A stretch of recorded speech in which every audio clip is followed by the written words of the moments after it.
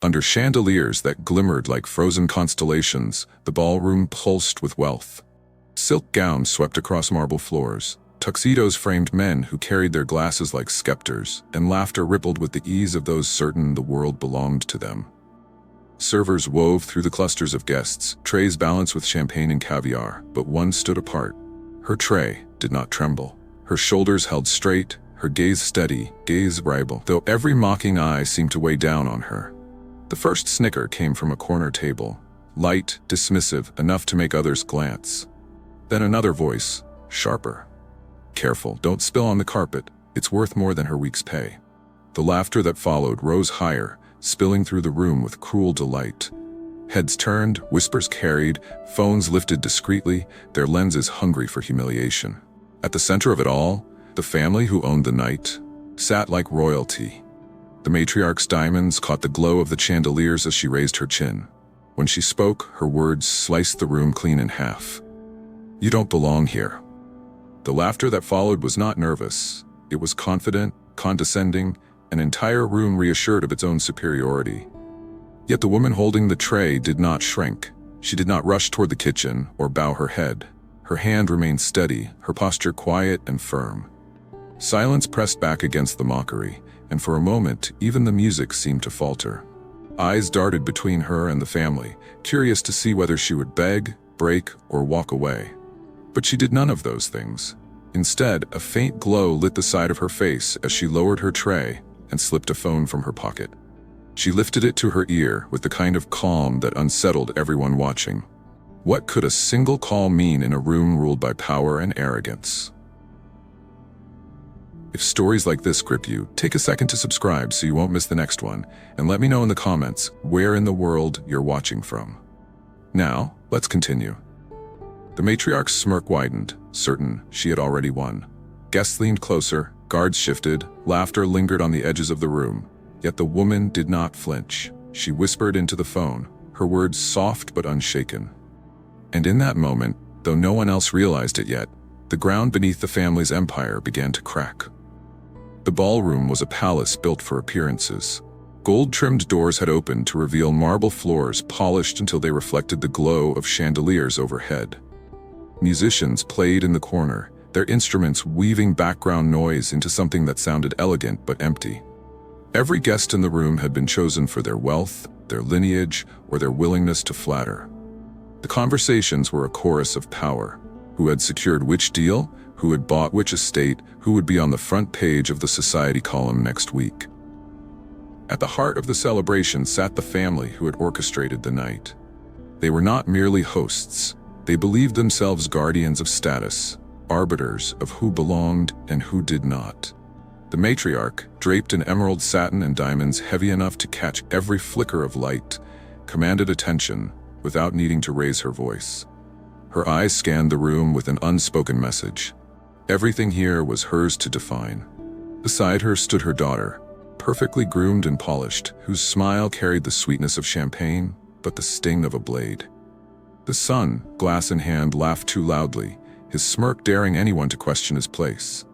He clung to his entitlement like armor, mocking those around him in a way that drew the approval of his friends and the indulgent tolerance of his parents. His arrogance was not hidden. It was the performance expected of him. Then there was the patriarch, tall, elegant, his tuxedo pressed to perfection. He greeted guests with a polished smile, shaking hands with the same charm he once used to win contracts. But behind the warmth, there was calculation in every glance, a man aware of the debts piling higher than the champagne towers that dotted the ballroom. The empire he and his wife flaunted was no longer stable. Properties hung in uncertainty, creditors circled, and rivals whispered. This gala was not simply a party. It was a desperate attempt to project strength at the moment when cracks threatened to show. Guests played along, clinking glasses and praising the family's grace. No one spoke of the rumors, the boardroom chaos, or the markets watching closely for signs of collapse. Power, in that room, was meant to look permanent, eternal, beyond reach. But beneath the laughter and the polished silver, unease lingered. It was into this fragile stage that the waitress stepped, moving between tables with the ease of someone who did not flinch under watchful eyes. The family noticed her presence quickly. To them, She was not part of the spectacle, not dressed to blend in with the silks and diamonds. She was background, a body meant to serve. And yet her composure unsettled them. They did not yet know that her quiet presence, steady as stone, would soon decide whether their empire endured or collapsed. For all their wealth, their laughter, their displays of power, the fate of their fortune would turn on the very person they believed least worthy of respect. Her name was Naomi Brooks, and though she wore the black uniform of staff and carried a tray of crystal glasses, she moved with a grace that no uniform could diminish. Her steps were steady, her shoulders squared, her chin lifted just enough to signal that dignity was not something she left at the kitchen doors. To most in that room, she was invisible. To those who noticed her, she was a target for condescension.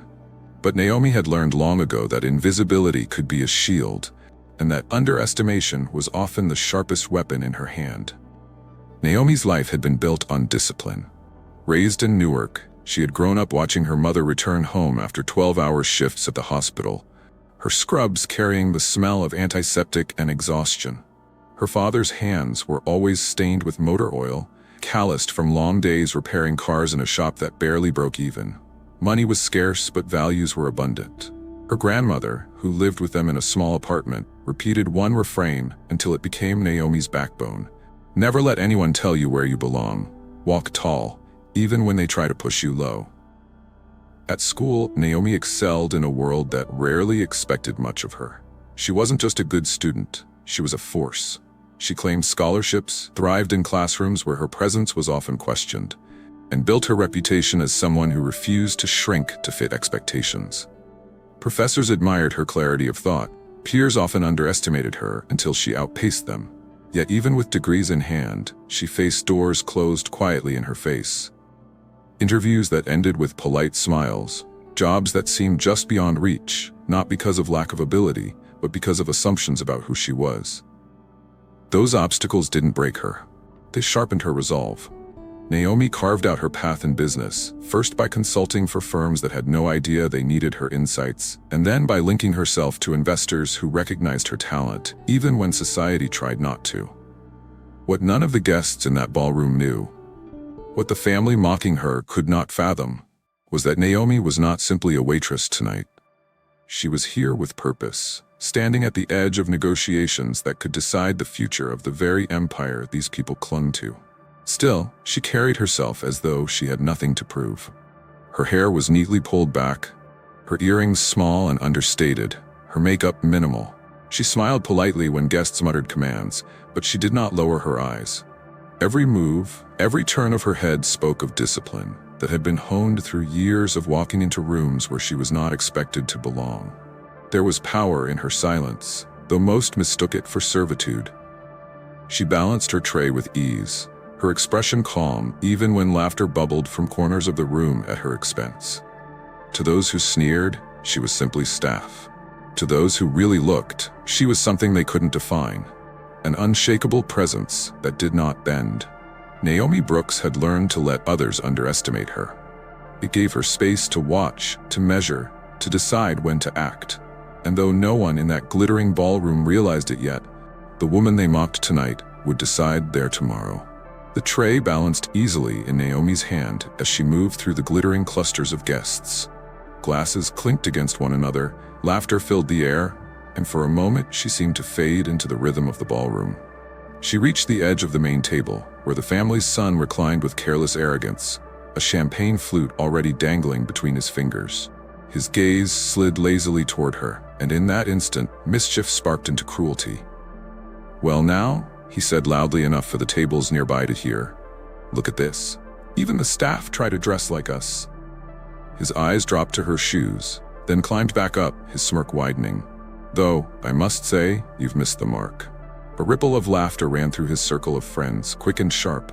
Naomi did not falter. She offered the tray, her chin still lifted, her eyes steady. He took a glass but didn't stop. "Tell me," he continued, tilting his head in mock curiosity, "where's that accent from? Somewhere out of town, or maybe the kitchen downstairs?" His voice dripped with derision, each word designed to remind her that in his world, she did not belong. The laughter spread wider, picked up by other guests who weren't even close enough to hear the words clearly. They didn't need clarity, they needed only a cue. Phones appeared in hands, lifted toward her like spotlights. Screens glowed as guests began to record, eager to capture the humiliation as though it were entertainment. The music played on in the background, violins weaving their melody, but it seemed fainter now, drowned by the chorus of chuckles and the rustle of whispers. Each laugh was louder than the notes, echoing against the marble walls, carrying farther than the music ever could. Naomi's stillness in the midst of it all made her a spectacle, an unwilling centerpiece to their amusement. A woman in a sequined gown leaned to her companion, voice pitched just enough to carry. She's probably never seen a room like this before. No wonder she looks so stiff. More laughter followed, crueler this time, emboldened by the family's lead. Yet through it all, Naomi's expression remained unchanged. She did not bite back. She did not lower her eyes. She stood rooted, her tray steady, her shoulders set. Every second she refused to crumble only deepened the discomfort of those who were expecting her to break. For some watching, that silence was more unnerving than an outburst would have been. A few guests shifted awkwardly, their smiles faltering, uncertain why her calm unsettled them so deeply. The son noticed too, his smirk twitching with irritation as he tried to provoke further. "Don't just stand there," he said, waving his hand dismissively. "Smile for the cameras. You're the highlight of the evening." His friends laughed again, glasses raised in mock toast. Naomi did not smile. She did not grant them the satisfaction of reaction. Her silence was her shield, and though they mistook it for weakness, it was the quiet strength that would soon expose the fragility of everything they thought unshakable. The laughter had barely subsided when another voice cut through the noise, smoother but sharper than her brother's brashness. The daughter leaned forward in her chair, the diamonds at her ears swaying as she fixed Naomi with a smile that never reached her eyes. Her tone dripped with false sweetness, every word laced with poison meant to sting deeper than open mockery. "You know," she said, tilting her head as though she were offering advice, "there's a certain kind of grace to knowing your place. Some people just don't seem to understand that." She let the sentence linger in the air, her voice carrying easily to the tables nearby. Murmurs swelled, guests turning to catch the unfolding spectacle. Naomi's tray was still balanced in her hand, her posture unshaken. Yet she could feel the weight of dozens of eyes pressing in on her. The daughter's words had struck with the precision of someone who had spent years perfecting elegant cruelty. And now, emboldened by her performance, others around the family chimed in. Perhaps she wandered in from the staff corridor, one guest chuckled, his champagne flute poised like a prop. "Don't be harsh," another added, lips curling into a smirk. "Maybe she thought she could pass for one of us." The family basked in the laughter, their arrogance feeding on the humiliation they were certain they were crafting. The son raised his glass again, nodding toward Naomi. "She's stealing the spotlight, sister. We'll have to send her back before dessert or no one will notice us." Their father, seated slightly apart but watching, allowed a thin smile to spread across his face. He said nothing, but his silence was its own approval.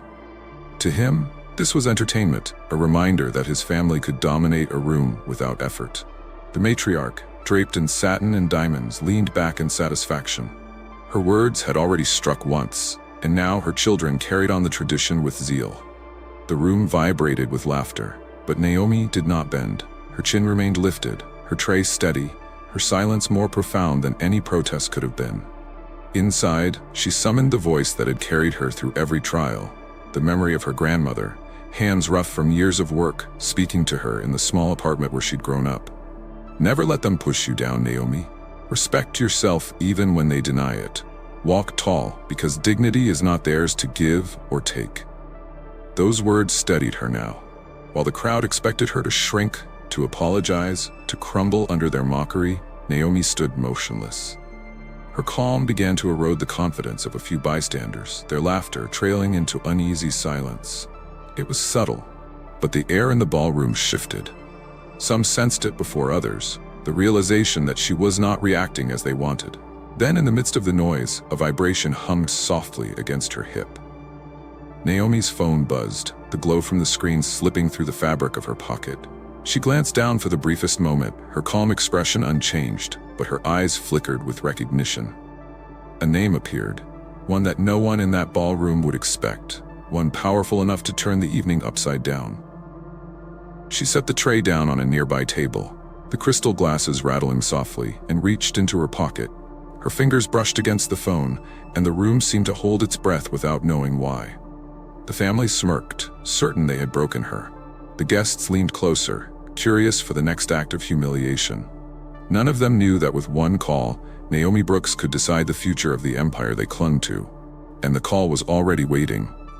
The ballroom's noise faded, replaced by the echo of another time. Naomi Brooks had not always walked under chandeliers or balanced trays in rooms where her presence was questioned. Her story began on the streets of Newark, where sidewalks were cracked and opportunity felt rationed. In a two-bedroom apartment above a corner store, she shared space with her parents and grandmother. Money was tight, but the lessons she learned there carried more weight than gold. Her father came home each evening with grease embedded in the lines of his hands, the smell of engines clinging to him like a second skin. He worked long hours at a struggling auto shop, never complaining, always reminding her that honest labor had dignity, no insult could strip away.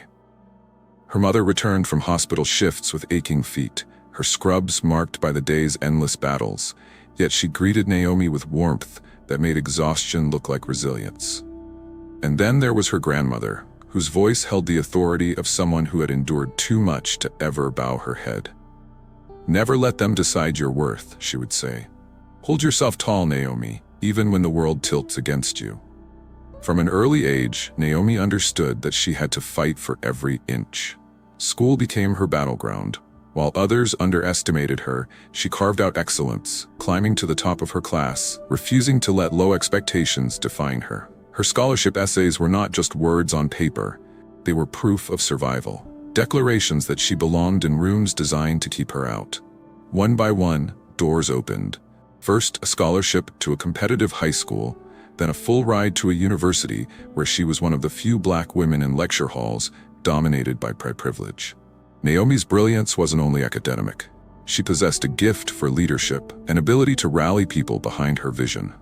In college, she created mentorship programs for underrepresented students, secured grants to support struggling communities, and earned the respect of professors who saw her as more than just another student. By the time she graduated, she had cultivated connections that would become the foundation of something far greater. Her entry into business was met with skepticism. Interviews ended with polite dismissals, her qualifications doubted in favor of less capable candidates who simply looked the part. But Naomi learned to turn rejection into fuel. She began consulting independently, offering insights into markets others ignored. Slowly, investors who recognized her sharp mind gave her a seat at the table. It was at one of these tables that she met key figures who would later shape her hidden role in a rising empire, an empire that had quietly grown under her influence. What no one in that glittering ballroom knew was that Naomi Brooks was not merely a waitress serving drinks at a millionaire family's party. She was present for a reason far greater than carrying crystal flutes across polished marble. She was an undercover liaison, a silent observer linked directly to a $200 million partnership that could either rescue the host family's crumbling empire or bury it. Her presence at the gala was not chance. It was a test of character, of respect, of whether this family could be trusted with power they no longer deserved. Every smirk, every insult, every whispered joke was being weighed, and Naomi was the one who would carry the verdict. The music swelled, violins gliding in elegant harmony, but the center of the ballroom pulsed with tension. Naomi had returned to the family's table, her tray steady, her expression unreadable. The son leaned back in his chair, still grinning from his earlier jabs, while the daughter whispered to a guest at her side, each word carrying just far enough to spark more smirks around the room. Yet it was the matriarch, crowned in emerald satin and diamonds heavy as armor, who now decided to escalate what her children had begun. She reached for her glass, a deep red wine shimmering under the chandelier's glow. With a flick of her wrist that was far too deliberate to be mistaken for clumsiness, she tipped it forward. The liquid splashed across Naomi's uniform, dark stains blooming across the fabric like wounds. Gasps rose, but they were quickly swallowed by laughter, cruel and eager. "Oh dear," the matriarch said, her tone mocking concern. Clumsy hands should be kept far from the guests. The crowd seized the moment, laughter swelling like a tide. Phones lifted higher, recording every second. Some guests even angled themselves closer to capture Naomi's humiliation from different angles. The air filled with cruel remarks. Better fetch a mop. She blends in better with the floor now. Hope they dock her pay for the mess. Each word was designed to strip her of dignity, to reduce her presence to a spectacle. And still, Naomi did not flinch. The wine soaked through her blouse, the chill of it clinging to her skin, but her chin lifted higher, her eyes steady. Her silence began to carve against the roar of laughter, unsettling in its calm. The matriarch, unsatisfied with Naomi's composure, leaned in closer. You'll never belong in rooms like this. Remember that. Her words were sharp, carrying like a verdict across the marble hall. Naomi's mind flickered back to her grandmother's voice, steady and unbreakable. Hold yourself tall, Naomi, even when they try to push you low. That memory steadied her as the jeers surrounded her like fire. For the first time, a few guests faltered in their laughter, discomfort tugging at their expressions. The cruelty had gone too far, and Naomi's refusal to bend only made the family's arrogance seem uglier. But the matriarch pressed on, her smile thin, her tone cold. Security, she called. Escort her out before she embarrasses herself further. 2 guards shifted at the edges of the room, uncertain. Their hesitation hung in the air. Naomi set her tray down on the nearest table, the crystal glasses rattling softly. Then, slowly, deliberately, she reached into her pocket and drew out her phone. The glow of the screen caught the eyes of those closest to her. A hush rippled through the guests, curiosity cutting through their amusement. Naomi raised the phone to her ear, her hands steady, her face calm. Her voice carried clear, quiet, but powerful enough to still the room. It's me. End it. The words were simple, almost ordinary, but they struck like a hammer against glass. Guests froze mid-laugh, the guards hesitated mid-step, and even the matriarch's smirk faltered. No one understood what she had just set in motion, but they would. And when they did, it would be too late. The ballroom seemed to freeze in place after Naomi's words. Her phone remained at her ear, her eyes calm, her chin high, as though the wine stains across her uniform were nothing but decoration. The laughter that had moments ago rattled through the room faltered, thinning into uncertain murmurs. Guests who had leaned forward to capture her humiliation on their phones now lowered them slightly, unsure whether to keep recording. Something in her stillness unsettled them. The guards, summoned by the matriarch's command, took hesitant steps forward. Their eyes darted between Naomi and the family, waiting for a cue. Yet for the first time all evening, they hesitated. This wasn't defiance they were used to. The woman before them wasn't pleading, wasn't retreating, wasn't broken. She was rooted in composure, and it weighed heavier than the authority that had called them. The son's smirk faltered. "What's the delay?" he barked at the guards. "She's staff. Do your job." But even he couldn't mask the unease spreading across the room. Naomi lowered the phone from her ear, slipping it into her pocket with deliberate ease. Her voice, when it finally broke the silence, was low but carried across the marble like a thread pulled tight. "You've mistaken service for weakness." She let the words hang, measured, unshaken. "That mistake will cost you." The shift was immediate. Whispers spread like ripples in water. Some guests frowned, uncertain whether she was bluffing. Others glanced toward the family, searching for reassurance that control hadn't slipped from their grasp. The matriarch stiffened, her smile thin but strained. She opened her mouth to speak, but Naomi's presence filled the space first. Her steady gaze moved across the table, from the patriarch with his polished smile, to the son gripping his glass tighter than before, to the daughter whose lips curled into a forced smirk. "You think this room belongs to you," Naomi said, her tone even. "You believe laughter can erase dignity. But tonight, you've only revealed your own." The murmurs swelled. For the first time, some of the guests looked away from the family, uneasy at being caught on the side of cruelty. The matriarch's diamonds sparkled under the chandeliers, but her authority no longer gleamed with the same certainty. The guards stopped altogether. Neither moved closer. One shifted uncomfortably, his eyes flicking toward the guests who were watching intently. No one wanted to be the first to touch her, not when her composure had begun to rewrite the balance of the room. The patriarch forced a laugh, thin and hollow. "You're just a waitress," he said, but the words lacked weight. Naomi's reply was soft, almost too calm. "No, I'm the reason you're still standing."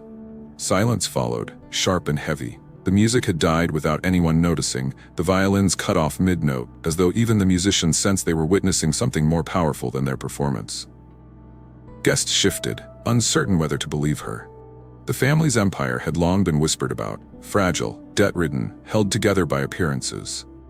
And now, in front of everyone, a woman they mocked as beneath them had spoken as though she carried their fate in her pocket. The matriarch's lips parted, but no words came. The silence pressed in, suffocating as eyes turned back to Naomi. She stood tall, still, the wine stains marking her clothes but not her presence. The laughter was gone. Only suspense remained. None of them knew what she had already set in motion, but they were about to find out. The silence stretched long enough for unease to turn into curiosity. All eyes fixed on Naomi, a woman drenched in red wine, yet standing with more poise than the hosts of the evening. The family's son shifted restlessly while his sister forced another smirk, trying to dismiss the moment as theatrics. The matriarch, however, leaned forward, her diamonds catching the light, her voice sharp. "You're nothing more than staff," she hissed. "You should be grateful we allowed you to serve here at all." Naomi's lips curved into the faintest trace of a smile. Not mocking, not fearful, but the kind of expression that unnerved those who believed they had the upper hand. She placed her phone deliberately on the table beside her, the screen still glowing faintly, and spoke with a steady voice that carried across the hall. "Staff? No, not tonight." Her eyes swept across the crowd, lingering on the family before her. "I am the liaison for Brooks Global, the company you've been begging to merge with. The very deal you've pinned your survival on? I was sent to see if you were worth trusting." The words detonated in the ballroom. Gasps spread, sharp and loud, cutting through the uneasy quiet. Phones that had been raised to mock her humiliation now filmed something far more explosive. Guests turned to each other in disbelief, whispers spiraling outward like wildfire. The patriarch's polished smile collapsed. His hands twitched against the edge of the table, the mask of charm he'd worn all evening slipping away. The son's smirk froze, then faltered entirely as realization dawned. The daughter's eyes widened, her posture stiffening, but she fought to keep her expression intact. And the matriarch, her face drained of triumph, leaving only shock that her cruelty had been witnessed by the very woman whose approval they needed most. Naomi stood motionless, her shoulders square, her voice unwavering. "You wanted to show power tonight. You showed me arrogance. You showed me how you treat people when you think no one is watching. Unfortunately for you..."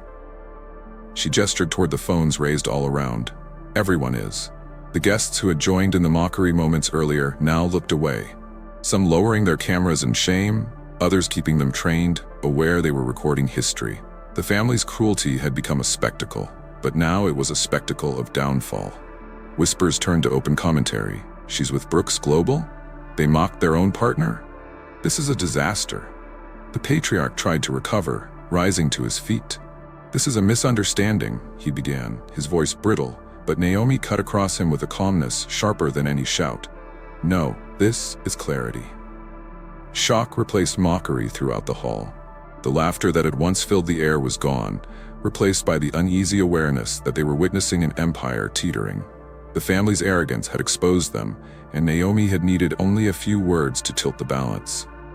The matriarch's hand trembled against her glass, her authority fractured under the weight of truth. Around her, the glow of phones continued to capture every second, every flicker of panic on faces that had once believed themselves untouchable. And Naomi, standing in her wine-stained uniform, radiated the authority of someone who had just turned humiliation into power. The revelation was complete. The woman they had tried to erase was the one holding the pen that could erase them. The moment Naomi's words cut through the ballroom, the crowd's stunned silence didn't last long. Phones that had been raised for mockery now streamed the revelation across countless feeds. Within minutes, clips of the family sneering, laughing, and spilling wine on her hit social media platforms. Comments flooded in, outrage multiplying faster than the music could recover its rhythm. What had been intended as a private display of dominance had become a global scandal before the night was even over. Across the city, screens lit up. Journalists tagged the footage with captions like, Millionaire family humiliates black woman, then learns she's the power behind their $200 deal. The story spread with fire's speed, shared by influencers, reposted by activists, dissected by analysts who had long suspected the family's empire was more facade than strength. Investors, some of whom were watching the gala live through the family's own carefully orchestrated PR stream, began making calls of their own. Confidence that had already been fragile cracked entirely. Shares tied to the family's companies dipped within the hour. Messages poured into trading rooms: pull back, suspend talks, freeze funding. Inside the ballroom, the patriarch's face tightened as his phone buzzed. He glanced down, his expression collapsing as message after message confirmed the unraveling. The son slammed his glass onto the table, muttering curses under his breath, while the daughter clung to a brittle smile that fooled no one. The matriarch sat rigid, her diamonds glinting under the chandeliers, her authority reduced to silence. Naomi stood in the center of it all, unmoved. She reached for her phone once more, her movements calm, deliberate, the glow of the screen lighting her face as dozens of other cameras caught the moment from every angle. She pressed a single button, lifted the phone to her ear, and spoke words so soft yet so decisive they carried like thunder. "Cancel the deal." Gasps filled the room. A guest whispered, "She actually did it." Another murmured, "That's the end of them." Phones captured every reaction. The shock on the patriarch's face, the dawning horror in his children's eyes, the smirk drained from the matriarch's lips. For the family, it was the death knell of their empire. What had been months of negotiations, endless legal maneuvering, and carefully constructed appearances was undone in seconds by the woman they had mocked. Their humiliation was now public record, their arrogance immortalized in clips that millions were watching and sharing. The laughter that had once filled the hall had disappeared, replaced by whispers of pity and fear, not for Naomi, but for the family who had thought themselves untouchable. Some guests edged away from their table, unwilling to be caught too close to a sinking ship. Others stared at Naomi with newfound respect, realizing they had underestimated her just as the family had. Naomi lowered her phone, slipping it back into her pocket. Her face remained calm, her posture steady, her silence more powerful than any victory speech could have been. The family stared at her, stunned into stillness, as if grasping too late that the person they had dismissed had dismantled their legacy with a whisper. In 5 words, she ended their empire. The collapse did not come quietly. By the morning after the gala, headlines blared across every major outlet. Screens replayed the footage of spilled wine, cruel laughter, and Naomi's calm words. The family's name, once synonymous with prestige, became shorthand for disgrace. Creditors who had tolerated delay after delay now descended with sharpened teeth. Banks called in loans that had been stretched too thin. Partners who had once shaken hands with the patriarch withdrew overnight, unwilling to be linked to a scandal that had become impossible to contain. Lawsuits piled in from investors who claimed they had been misled about the family's stability. Each filing was another nail in the coffin of their carefully staged legacy. Inside their mansion, the matriarch raged, but fury could not mend what pride had shattered. The son, stripped of his smirk, drowned his anger in bottles, blaming Naomi for exposing the cracks rather than facing his own role. The daughter clung desperately to appearances, releasing shallow statements about miscommunication, but her words only fueled ridicule. The patriarch, once the picture of polished charm, now looked hollow, aged overnight, his empire slipping faster than his trembling hands could catch. What had taken generations to build dissolved in weeks. Luxury properties were seized, accounts were frozen, invitations to galas disappeared. The very guests who had laughed the loudest that night began to distance themselves, their silence louder than denial. At boardrooms across the city, the family's name became poison, whispered only as a warning of how arrogance could bankrupt more than just wealth. The ballroom incident remained etched in memory, replayed endlessly online. The moment when a black woman, mocked as less than human, revealed the truth of her power. And the family who believed themselves untouchable was left exposed, their arrogance stripped bare in public for the world to judge. They had mocked dignity, and in doing so, lost everything. While the family's empire crumbled in public view, Naomi Brooks stepped fully into the light of her true role. No longer mistaken for staff, no longer confined to the background, She stood at the center of Brooks Global's decision-making table, a place she had earned through years of grit, discipline, and vision. The footage from the gala was still fresh across every news outlet, but Naomi's response was not consumed by bitterness or a desire to gloat. Her focus was on what could be built from the ashes of arrogance. The boardroom was quiet when she spoke. Executives leaned forward, curious to hear how she intended to redirect the $200 million once meant for the now-defunct merger. Naomi didn't hesitate. "This capital will not sit idle. We will allocate it to businesses and workers who've long been denied opportunity. Minority-owned firms, community projects, and worker protection programs will receive the backing they need." There was a pause, then nods of agreement. Her words carried not just strategy, but conviction. Naomi knew the power of money when used to uplift rather than demean. She had lived the consequences of exclusion, watched her parents struggle under systems that gave little and took much. Now she had the chance to carve another path, one where dignity was not an afterthought, but the foundation. Within weeks, Brooks Global announced a sweeping initiative: investment funds dedicated to minority entrepreneurs, grants for small businesses in underserved communities, and a program to enforce fair treatment of workers within all its partner companies. The press covered it as a groundbreaking move, but for Naomi, it was simply an extension of the lessons she had carried since childhood. Her grandmother's voice echoed within her: "Respect yourself, but also make space for others to stand tall." Naomi's triumph was not just her own. It reverberated across neighborhoods and industries, giving voice to people who had been silenced or overlooked. Former workers who had endured humiliation under arrogant employers now found protection in policies Naomi helped implement. Young entrepreneurs who had been told no one too many times now had a door opened where others had closed it. The public's response was immediate. Hashtags celebrating her courage and composure trended worldwide. Interviews praised her ability to turn humiliation into hope, cruelty into opportunity. Yet Naomi avoided the spotlight where possible. Her victory, she insisted, was not about revenge against one family's arrogance, but about setting a precedent, proving that dignity could shift systems more powerfully than anger alone. Her silence that night in the ballroom, once mistaken for weakness, had been the strongest weapon of all. By refusing to break, she forced others to reveal themselves. And when the truth was laid bare, she chose not to strike back with the same cruelty, but to raise others higher. The family that mocked her would forever be remembered for their downfall, but Naomi Brooks would be remembered for what she built in their place. Her triumph was not measured in the destruction of an empire, but in the foundation she laid for countless others to stand upon. Dignity, not vengeance, became her legacy. And that legacy stretched far beyond the glitter of chandeliers or the ruin of one night. It reshaped the future for many who had once been told they did not belong. The story of that night did not end with the family's ruin.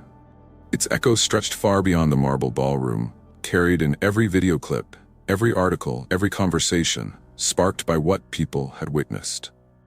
Naomi's silence, held steady in the face of arrogance, carried more weight than all the cruel words thrown at her. It exposed a truth too often ignored, that dignity can withstand humiliation, and that resilience can speak louder than wealth.